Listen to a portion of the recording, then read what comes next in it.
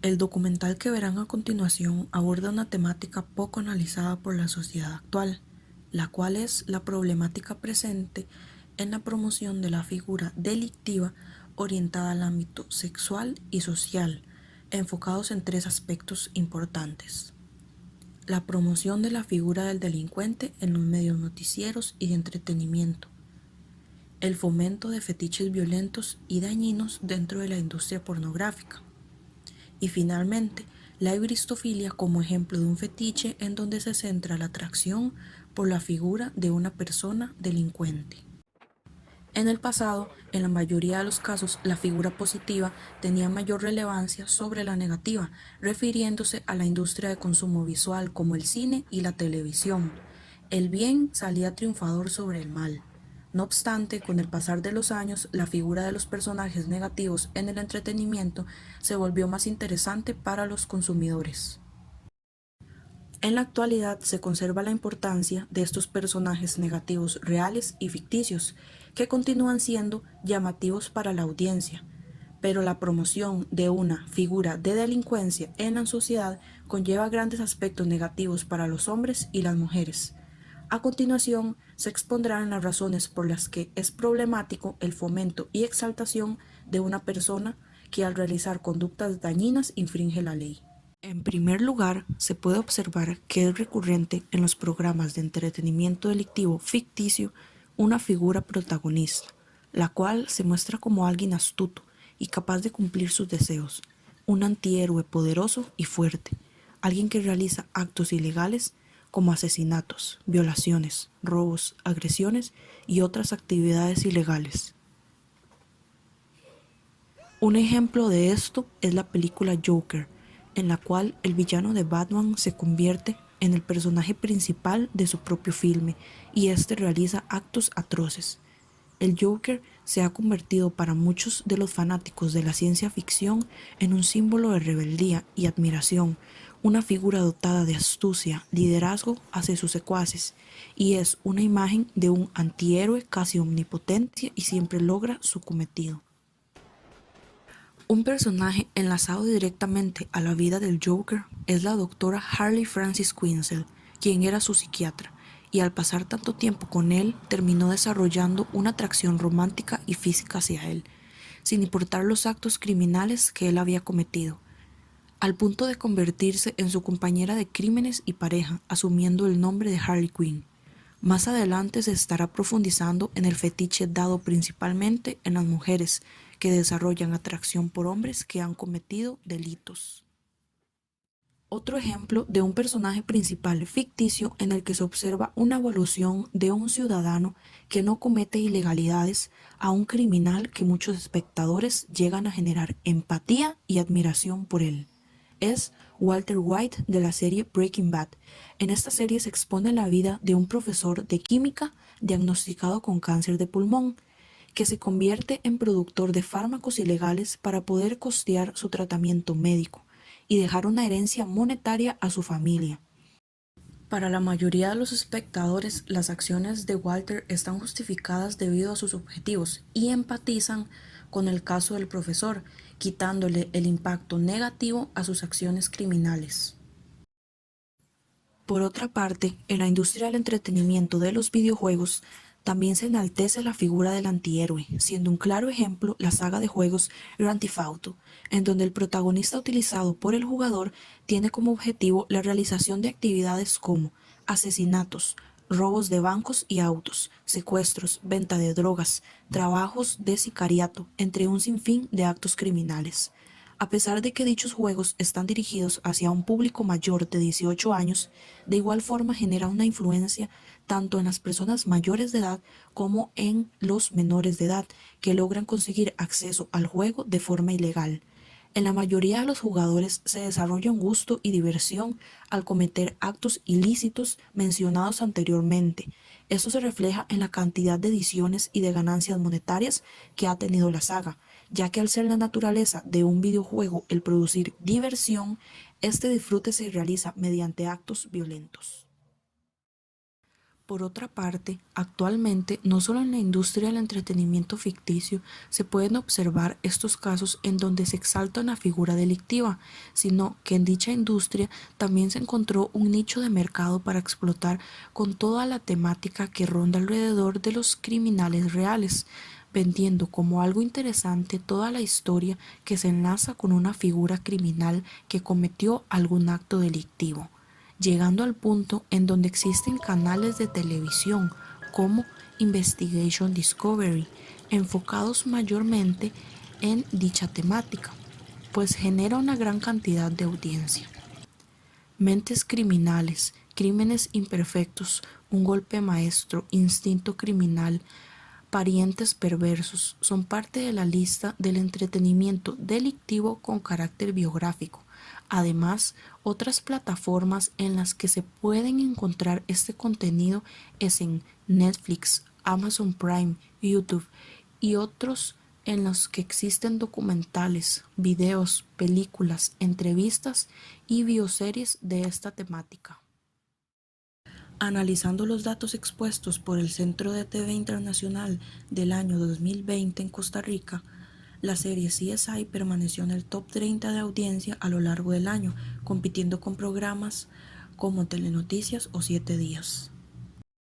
Estos programas, en donde la mayoría se enfocan en homicidas y violadores sexuales, generan un gran morbo en nuestra sociedad y provoca en las personas el deseo de poder conocer a fondo la historia del homicida, es decir, las personas despiertan un interés por conocer de él, llegando al punto de idealizar al criminal, pues se muestra como un hombre muy astuto, elegante y capaz de cualquier cosa. En la gran mayoría del material gráfico anteriormente mencionado se observa la predominancia de la figura masculina, encontrando una menor cantidad de material en donde la figura de la mujer es la protagonista del acto criminal.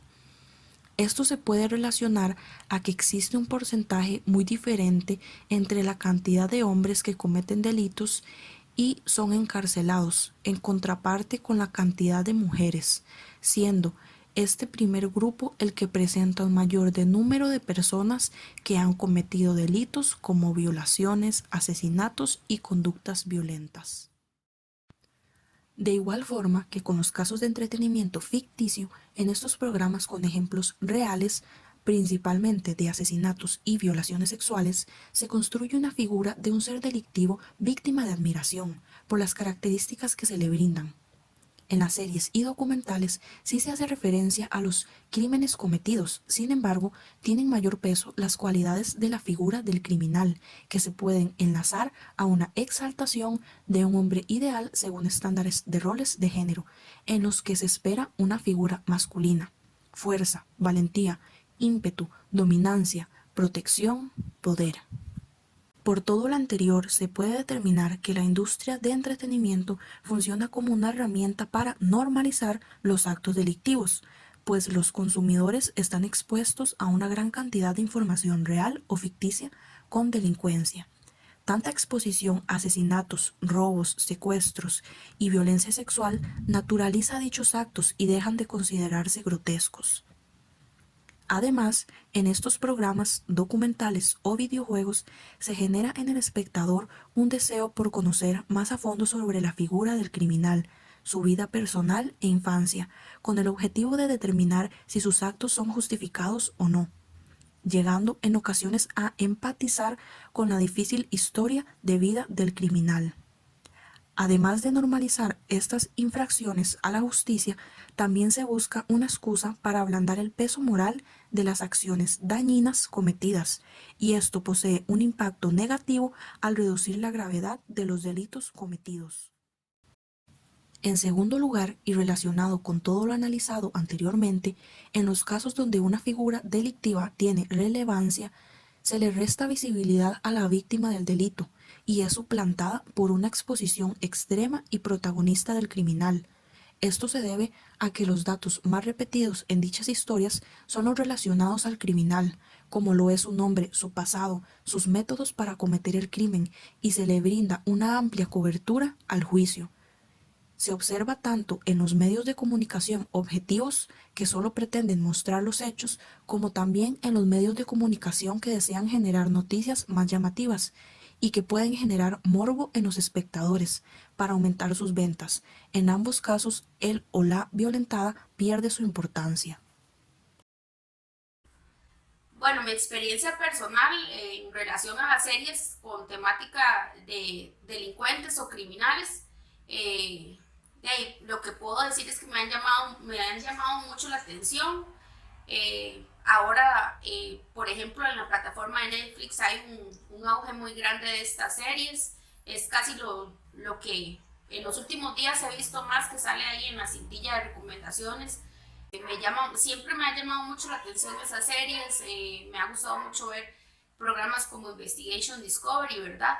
Eh, Donde se habla mucho de cómo ocurrieron los hechos, casi que eso es como lo que me llama más la atención, ¿verdad? Eso que se pueda uno tejer en la mente, ¿verdad? De cómo ocurrieron los hechos y tal vez me llama la atención como haber estado como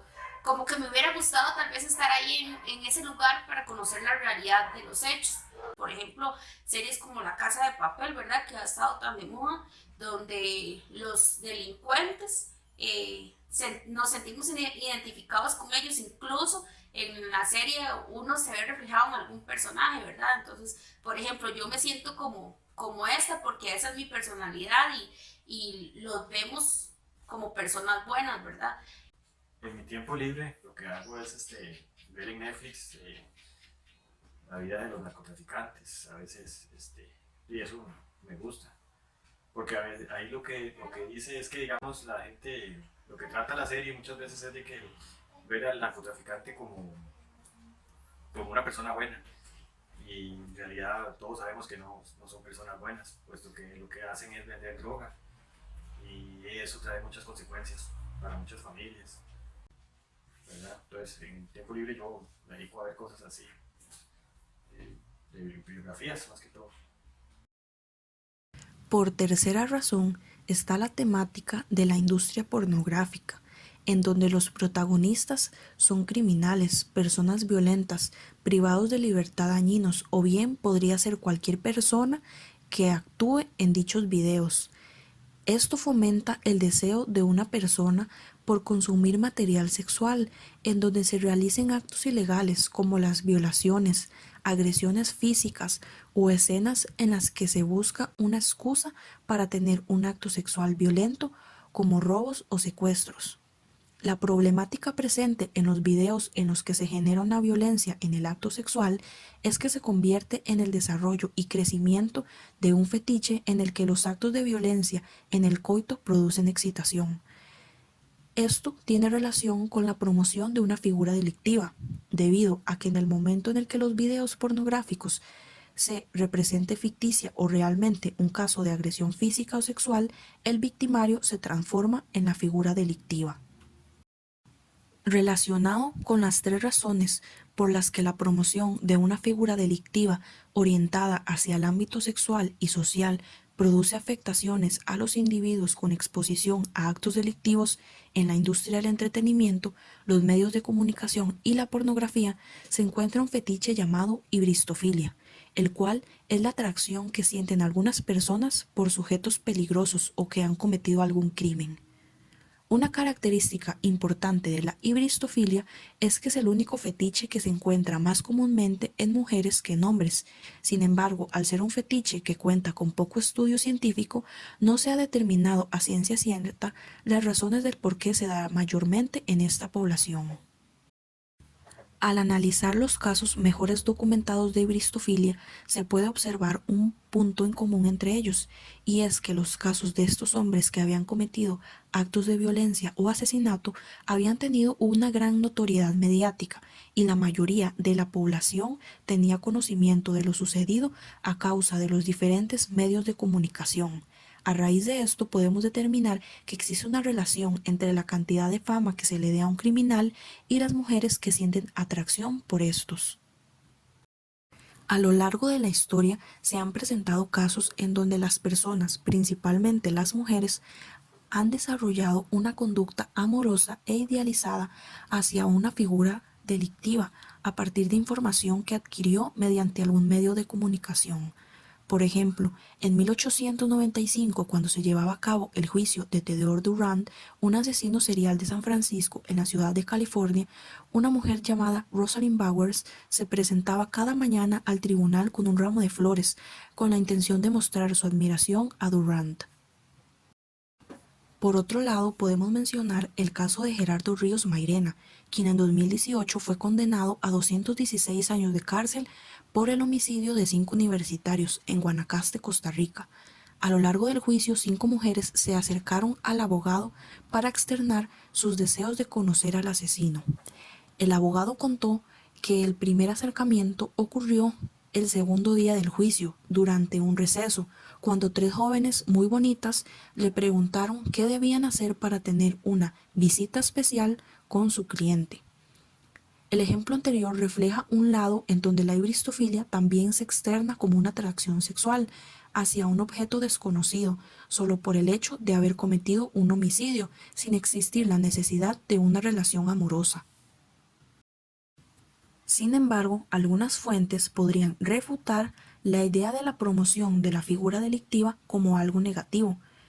y en su defecto considerar errónea la terminología debido a que estas personas también son seres humanos con una vida detrás de sus delitos, merecedores de empatía y capaces de reformarse. A pesar de que dichas afirmaciones son ciertas, en este caso, tanto los medios de comunicación en la industria del entretenimiento y los contenidos pornográficos se produce una deshumanización del criminal, deja de ser un ser viviente y se convierte en una figura delictiva, de la cual lo único que importa son los actos que realizó ilegalmente, con el objetivo de generar morbo, aumentar las ganancias económicas, crear material más llamativo para atraer más público y satisfacer el deseo de los consumidores por contenido relacionado con delitos y victimarios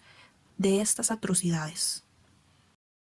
Sumado a esto, el ejemplo donde podemos corroborar lo anterior mencionado es en el fetiche y bristofilia, porque las mujeres presentadas anteriormente sentían atracción sexual, mental o ambas por la figura del delincuente solamente debido a que había cometido actos ilegales, sin importar otros aspectos como la personalidad o el físico del hombre que cometió el crimen.